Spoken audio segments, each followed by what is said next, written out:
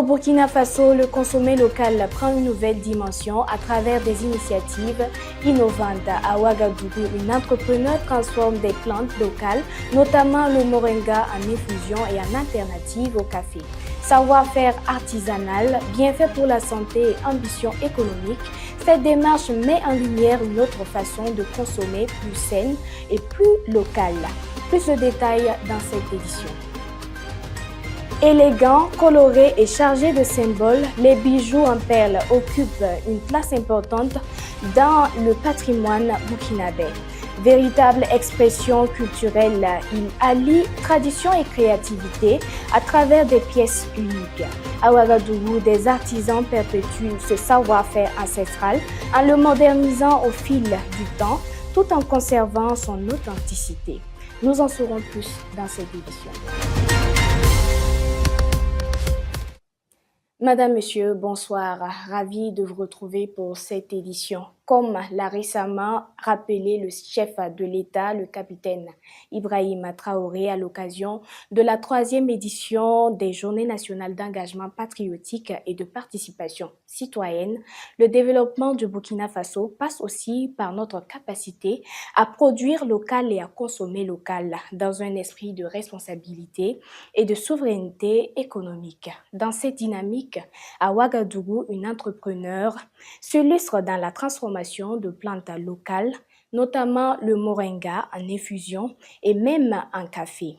Une initiative qui allie santé, innovation et valorisation des produits burkinabés. Reportage Gloria Balo. Dans cet atelier, les feuilles de moringa et d'autres plantes locales sont soigneusement sélectionnées, séchées puis transformées. Ici, chaque étape est réalisée pour préserver les qualités naturelles des produits. Voxel existe depuis 2019 de façon informelle. Elle a donc été formalisée en 2021 dans le domaine de la transformation agroalimentaire. Nous produisons plusieurs tisanes. Nous avons le moringa, nous avons les fleurs d'hibiscus, la verveine et d'autres mélanges comme le moussoko qui est fait à base de feuilles de dika, de la citronnelle pour la féminité, pour la santé intime de la femme. On a également des infusions pour rehausser la libido chez les femmes de façon naturelle et également un mélange pour les hommes aussi. Et d'autres infusions comme les feuilles de laurier, le séné également que nous produisons en tisane. À partir de ces matières premières, l'entreprise conçoit des infusions, mais aussi une alternative locale au café. Une manière originale de revisiter les habitudes de consommation tout en valorisant les ressources nationales. Ce sont des plantes, ce sont des produits naturels, 100% naturels, même bio, parce que nous utilisons la matière première qui nous proviennent d'une ferme certifiée. Aujourd'hui, on dit que l'individu, quelle que soit sa qualité, doit se préoccuper de sa santé. Et la santé de l'être humain, elle est primordiale. Et cette santé, elle passe par tout ce que nous consommons aujourd'hui. À la tête de cette initiative, Madame Cabré, passionnée par les vertus des plantes, a pour ambition de proposer des produits sains, accessibles et entièrement made in Burkina Faso, mais également contribuer à la promotion du consommé local et à la création de valeur autour des produits du terroir. Voxel se tient là pour en fait contribuer en fait à cette consommation responsable et saine en valorisant en fait nos ressources locales, en mettant enfin en avant les vertus de ces plantes-là, comme j'ai dit auparavant, le moringa qui n'est plus à présenter, que les gens apprécient et on consomme beaucoup pour le système immunitaire. Au-delà de l'aspect nutritionnel, cette activité s'inscrit dans une dynamique plus large de développement économique. En une journée, on peut produire un carton, voire même plus, de tisane. Le paquet, il est à 2000. Donc, la gamme thérapeutique, il est à 2500 francs CFA. Vous pouvez retrouver nos infusions dans toutes les alimentations de Marina Market, Super U, et dans toutes les stations, bon, presque dans toutes les stations Shell de Ouaga. Vous pouvez les retrouver également dans les pharmacies. Les produits futurs de chez Voxel, ce sera une infusion spécialement que pour les diabétiques que nous sommes en train de travailler. Nous allons également rajouter des épices uniquement que pour les infusions et la boisson fraîche, de la tisane fraîche pour nos consommateurs.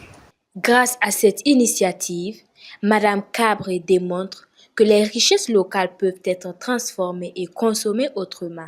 À Ouagadougou, le moringa et les plantes locales trouvent ainsi une nouvelle place dans les tasses des Burkinabés.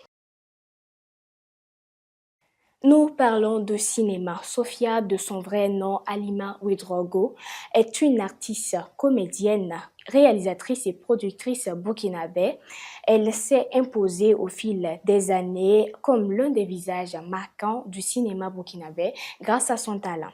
Engagée pour la promotion du 7e art, elle revient sur son parcours, ses défis et sa vision du cinéma burkinabé dans ce numéro de Club Burkina. Nous revenons sur ce numéro avec Innocent Ilbodo. On ne s'est pas compris la dernière fois. On s'est juste un peu énervé tous les deux. Je suis restée seule, sur le bord de la route, sous le soleil, pendant 1 heure. De l'écran à la réalisation, elle franchit des étapes avec détermination et passion. À travers ses différents rôles, Halima Ouedraogo incarne des personnages forts, souvent inspirés des réalités sociales. Sophia, c'est vraiment arrivé au moment où je ne m'attendais pas. Oui, j'avais des pressentiments, j'avais des choses qui me disaient que j'allais faire peut-être une petite carrière dans le monde de la culture, mais je ne m'attendais pas vraiment à ce que ça arrive au moment où c'est arrivé. Donc, c'était comme ça, j'étais dans mes balades et je suis tombée sur l'équipe de casting. Et quand je venais tranquillement sur ma petite moto, et tout le monde, quand j'ai garé, tout le monde s'est retourné. J'ai vu une petite équipe qui était assise, qui ont crié, et l'équipe a crié en même temps, Sophia, mais voici Sophia. Donc, il y avait l'étonnement quand même. J'ai dit, mais Sophia, non, vous vous trompez de personne, moi je suis Halima. Ils me disent, non, non, non, c'est vous Sophia. Ils insistent. Bon, j'étais curieuse quand même de savoir pourquoi ils insistent. Okay. Voilà, j'ai pris, je suis le sosie de qui? Donc, je m'approche de l'équipe. Eux-mêmes, ils sont venus vers moi. Ils m'ont dit, mais écoutez, nous sommes une équipe de production. C'est l'équipe qui est là. On est juste en train de se rafraîchir. Et quand vous avez vu venir, nous sommes en train de chercher une actrice. J'ai dit, ah bon? Et pourquoi? Que pour un film. Et le titre, c'est quoi? Ils me disent, le titre, c'est Sophia. J'ai dit, ah, donc c'est moi Sophia alors. Donc, et puis, ben voilà, c'est arrivé comme ça. Okay. Mais au départ, j'étais pas trop dedans parce que moi, je m'apprêtais à voyager, je partais. Il y a un tonton dedans qui m'a prise de côté, qui m'a dit, écoute ma fille, on est vraiment à la fin de tout. C'est l'actrice principale qui nous manque. Donc, tu peux tenter ta chance. Tu peux essayer de venir faire le casting. Et puis, voilà, tonton Manon, Emmanuel Sanou, que tout le monde connaît. Donc, c'est parti de là. Et ils m'ont donné rendez-vous, je crois, le lendemain, je suis venue. Je suis allée rencontrer le réalisateur et producteur Boubacar Diallo.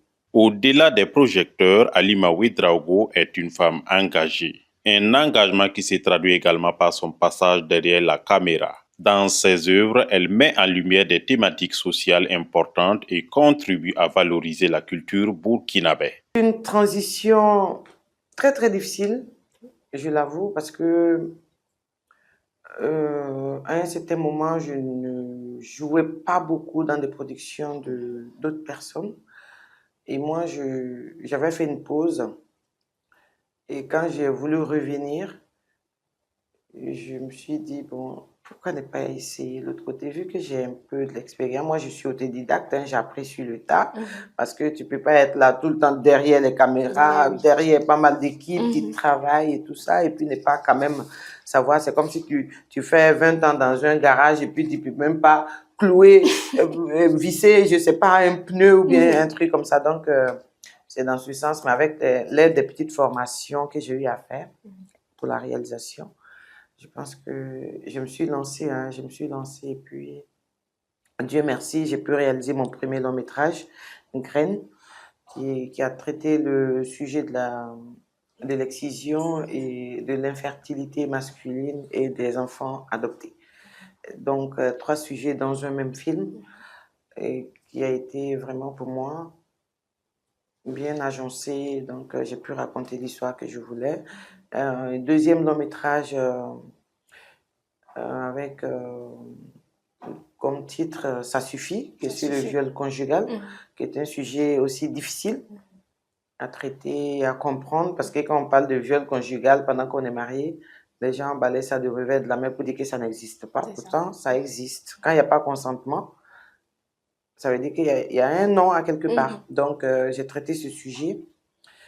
Et Dieu merci, ça se passe bien. Le film suit son petit bonhomme de chemin. Ça se passe bien. Par son témoignage, elle encourage la jeunesse à croire en ses rêves, à travailler avec rigueur et à persévérer malgré les obstacles. Acteur, d'abord, il faut beaucoup de travail parce que incarner un personnage, c'est pas donné à tout le monde. Et en tant que jeune qui veut embrasser la carrière la carrière du cinéma, la personne doit apprendre la patience. Oui, c'est la patience en fait. Il faut être patient dans le cinéma. Le cinéma, c'est d'abord la passion avant toute chose. Si tu n'es pas passionné, tu ne peux pas faire du cinéma. Avec ces numéros de Club Burkina, le public découvre l'actrice talentueuse aperçue dans Un fantôme dans la ville, mais aussi une femme de conviction profondément attachée à son art et à son pays. Et pour finir, dans le même esprit de valorisation des richesses locales, un autre savoir-faire artisanal continue de faire la fierté du Burkina Faso. Située en pleine capitale, la bijouterie Sibo Bijoux est un lieu où sont conçus, exposés et vendus des accessoires inspirés des traditions locales. Allons à la découverte de la fabrication des bijoux en perles avec Jamila Kompori. Boucles d'oreilles, colliers et bracelets en perles sont entre autres les accessoires exposés dans cette boutique de bijoux. Ici, c'est toute une usine d'œuvres d'art alliant savoir-faire et culture. Fabriqués par cet artisan depuis bientôt 30 ans, ces bijoux en perles représentent l'héritage de toute une lignée. Nos parents sont nés dans ce métier-là, mais nos parents ne faisaient pas cela. Nos parents faisaient des lungas, des bindrés, c'est ça qu'ils faisaient, et puis ils travaillaient sur le cuir encore. Mais quand nous on est venus, bon, on a modernisé ça, voilà pourquoi nous on est rentrés dans les perles. On a commencé à travailler les perles petit à petit. Bon, comme on a ça il y a longtemps, bon, ça a amélioré, nous aussi on sait faire des créations. Chaque bijou est conçu différemment. On les distingue de par leur couleur, la qualité des perles ainsi que leur disposition, en plus de cette touche particulière que l'artisan ajoute. Il y a des perles au Burkina ici, ça c'est pour nous. Mais il y a des perles qui viennent du Ghana, Mali, Sénégal, Cotonou, parce qu'on échange des cultures. Chaque pays a ses perles. Ça, c'est un autre modèle de collier aussi, tu vois. Le fond est bleu, mais on a mis des petites perles pour pouvoir casser la couleur. Là. Donc, ça peut porter toutes sortes des habits. Perles aussi, ça c'est la qualité. Il y a des petites perles comme ça qui n'ont pas qualité. Voilà, mais ça c'est des perles qualité. Donc les perles qualité aussi, ça fait que ça devient un peu cher. Le temps de fabrication de ces bijoux dépend du modèle voulu et de l'inspiration de l'artisan. Les prix diffèrent également d'un bijou à l'autre en fonction de la qualité de perles utilisées, de leur nombre et surtout du temps que la fabrication du bijou prend. Il y a des colliers par jour, tu peux faire 5, 10. Mais il y a des colliers, ça prend du temps. Tu peux faire 3 jours avec un seul collier. C'est voilà pourquoi souvent aussi le prix est cher. Les colliers là, c'est pas même prix. Mais l'essentiel, c'est que je peux vous dire, il y a 1000 francs jusqu'à 15 000 à 20 000. Il y en a plus que ça, mais dans ce magasin-là, à 20 000, c'est las. Je n'ai pas collé plus que 20 000. Dans cet atelier, tout est fabriqué avec précision, amour et surtout manuellement, reflétant ainsi le savoir-faire africain. Malgré cela, ces bijoux en perles intéressent seulement les Européens. Même si ces dernières années, les Burkinabés semblent s'intéresser à ces accessoires, il n'en reste pas moins que le coulement de ces bijoux reste difficile à cause de la situation sécuritaire du pays. Le marché, c'est pas bon, puisque vous savez, c'est des produits qui sont consommés. C'est des étrangers là qui consomment ce genre de produits-là. Dieu merci que nos seuls ont commencé à payer un à un. Mais plus tard, c'était payé pour aller revendre là. C'était les Blancs. Mais pour le moment, vous avez la situation du pays là, ça fait qu'on n'a pas de touristes. Même les associations qui venaient prendre pour aller revendre, pour venir gérer l'association, eux tous ne viennent plus.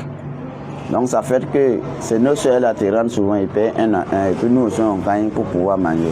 Sinon, le temps là, c'est très difficile pour les vendeurs des objets d'art. Très difficile. On ne peut même pas expliquer à quelqu'un, mais il va comprendre. En dépit de ces défis, M. Ilboudou ne compte pas abandonner. Il entend perpétuer ce savoir-faire ancestral et promouvoir la culture burkinabé. Il invite par ailleurs les Burkinabés à s'intéresser davantage à ces bijoux d'art et formule le vœu du retour de la paix au Burkina Faso pour une bonne relance économique. Et voilà qui met fin à cette édition. Merci à vous de l'avoir suivi et à très bientôt sur Fadima Web TV.